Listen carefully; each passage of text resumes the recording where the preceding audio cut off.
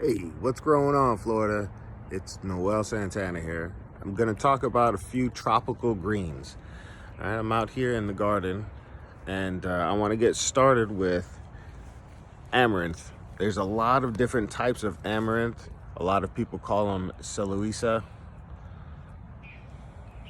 A lot of the varieties are referred to as celosia. This is one right here. All of the members of the celosia or amaranth family all have edible leaves that have a good amount of protein. They also have seeds that you could use as a grain. And the seed pods are always kind of decorative. They look a lot like flowers. And a lot of times before the seeds develop, there are little flowers. You can see that are there first. And after the flowers, then it develops seeds. I could actually see a single seed right here. Let's see if I could show it to you on camera. There's a seed.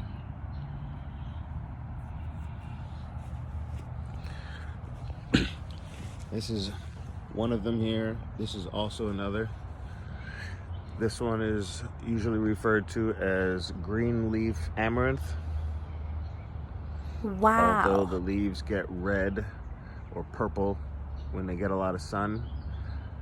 And I've noticed that as they get older, when they're starting to develop the seeds, they have less of the purple pigmentation. Here's another seed pod developing up here. So that's two different types of amaranth. I'll go and show you real quick. I also have some green amaranth just starting out right here. There's tons of them in here. This is Egyptian spinach.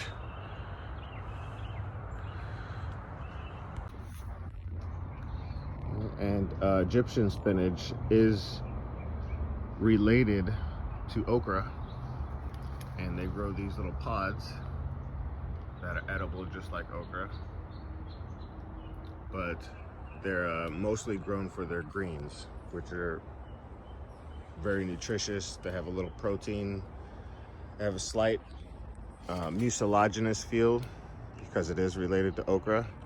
However, the pods barely do it all. The pods are really good. They're nice and crunchy. People like to pickle them.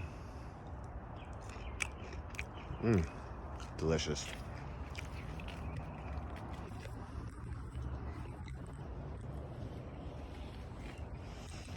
And here's more of the amaranth.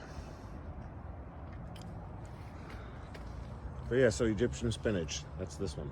It's another one that does really, really good in the heat, in the subtropics or the tropics.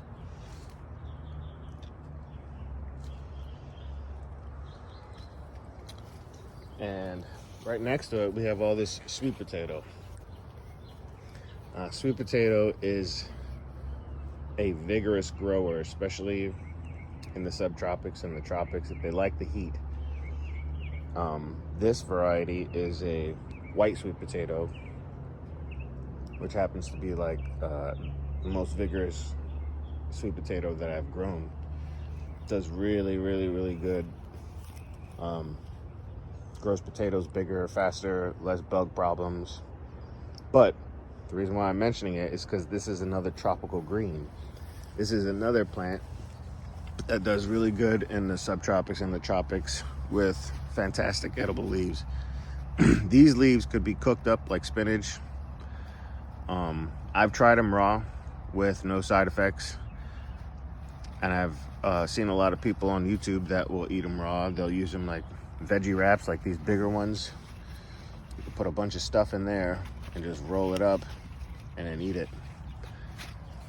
It's fantastic. This is also very dense in nutrition.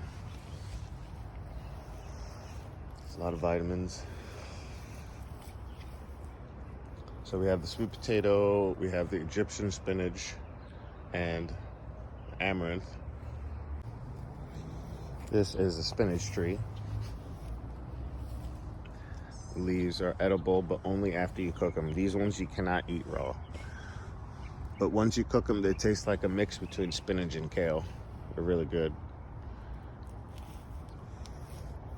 They have like a spinach flavor and like a kale texture. These also grow really fast, very easy. I could just take a piece of this, I could like break it off or cut it off. This stem right here. Just take a piece, cut it, stick it in the ground, and it would just keep on growing. That's how easy they are. And that is the spinach tree.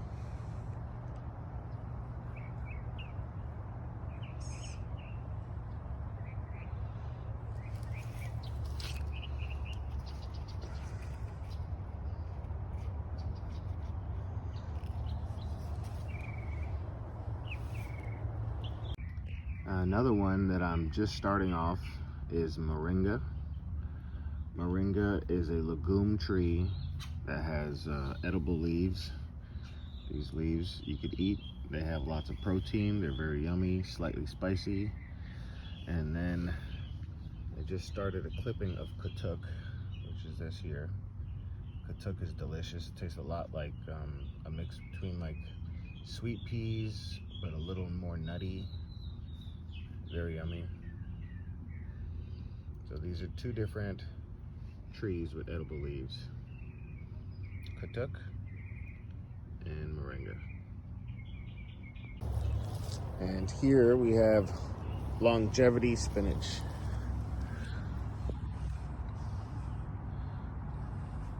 Genera crocumbens. This is another one that's great raw or cooked. Very nutritious. People even use it medicinally because it helps to bring down cholesterol and blood sugar. It has a nice herby taste to it. When you first bite into it, it almost has like a tiny bit of like an oregano kind of a taste, but not very strong, just a little. And it kind of fades away to like a nice mild green flavor. Really good. It's another one that has some protein. A lot of these tropical greens have protein, whereas the tempered climate greens, the colder greens, don't have any protein or very little.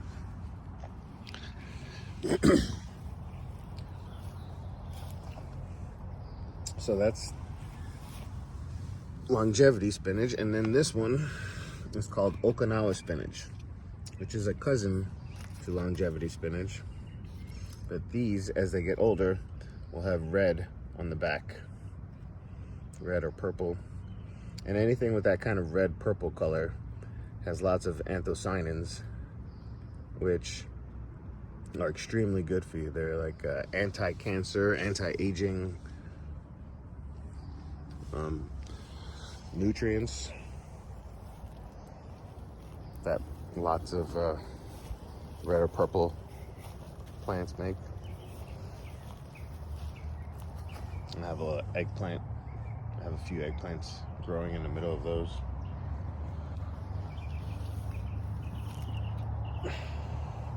So yeah, that is longevity spinach, another fantastic tropical green.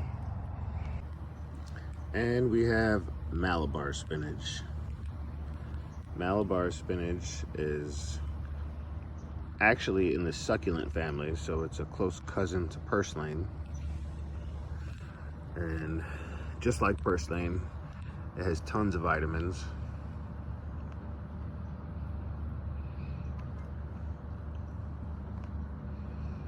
And Malabar spinach has a lot of uses, if you ask me. So not only can you eat the leaves raw or cooked, there's also these pretty little flowers that you could throw in a salad as garnish, or you could let them fully develop and these flowers will turn into berries.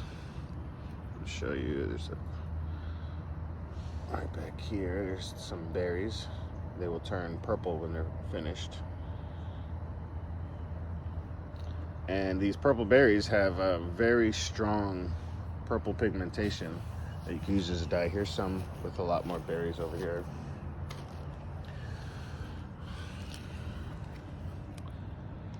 So these have a very strong pigmentation to them, so you could use them as a dye. These little berries, I'll crush one and make my fingers purple just to show you.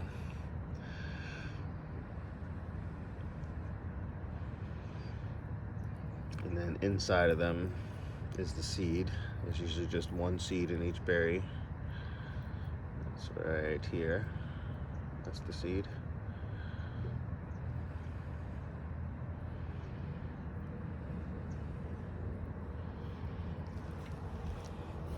And I like to use those berries to make like purple lemonade, or sometimes when I do cut flowers, I'll put a little bit of the dye into the water just to make the water purple. Adds to the arrangement. Morning. And it does add some nutritional content. I heard that even though these are purple, they don't have anthocyanins. It's something slightly different, but it's also really good for you. And they're starting to do studies to see what kind of benefits it gives you, because they know how good anthocyanins are. And I can't remember the name of the slightly different vitamins or whatever that's in the berries, but it will add a little extra nutritional value if you make like a lemonade or a drink out of it, put it in a smoothie, make the whole smoothie purple. And another one worth mentioning, even though it's not technically a tropical green, is the Swiss chard. I have Swiss chard growing in all these pots, and they do great here in Florida, which is really hot, and a lot of the brassicas don't like it. And I do believe Swiss chard is in the brassica family. Well, I know that it's related to beets, and basically it is the same plant as a beet, but it doesn't grow a large root. It's basically the only difference between Swiss chard and beets is one is grown to have a large root and one is grown just to eat the leaves. And I love Swiss chard. I don't know how many of you have ever had fresh Swiss chard, but it tastes like lettuce with salt. It's like a mix between lettuce and spinach, but it usually has a nice minerally flavor. And when I say minerally, not necessarily earthy, but sometimes it does taste earthy, just like beets. Usually it's more salty and like just yummy. Let's see how this one tastes.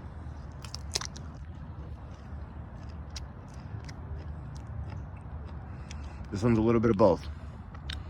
This one's a little earthy and a little salty, with a tiny bit of bitterness. But when you cook this, it doesn't have any bitterness to it at all. It's really good.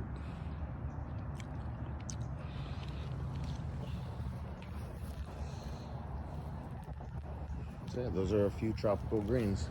I hope you guys enjoyed all of these greens that are really, really good for you and that grow great here in Zone 9B.